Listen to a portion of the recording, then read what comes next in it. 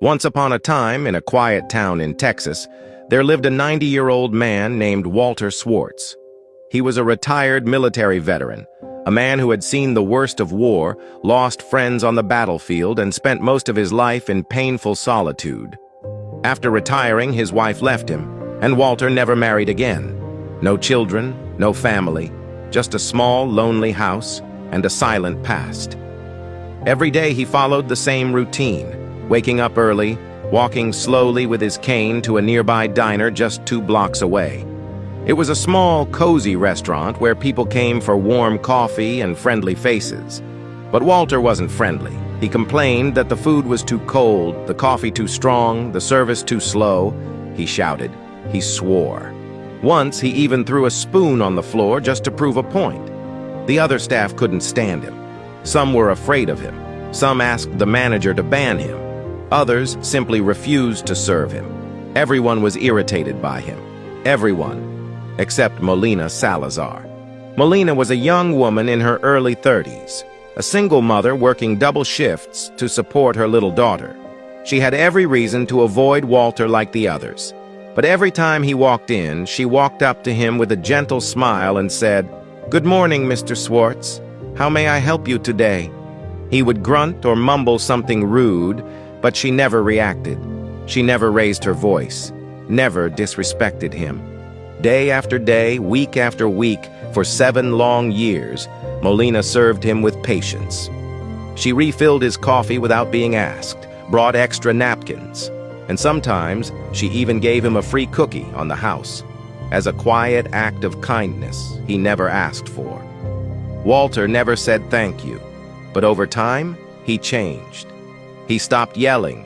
He no longer snapped at her. He even began sitting quietly, only speaking when necessary.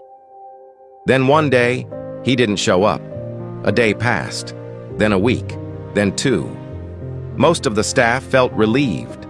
The diner was peaceful without his complaints, but Molina felt it in her heart something wasn't right. A few days later, the news came. Walter Schwartz had passed away in his sleep, alone. But that wasn't the end of the story. A few weeks later, Molina received an unexpected letter from a lawyer. Walter had written a will, and in it, he had mentioned only one name. Not a family member, not an old friend, but Molina Salazar. He had left her his modest 2000 model car, his savings, $50,000, and a few other personal possessions.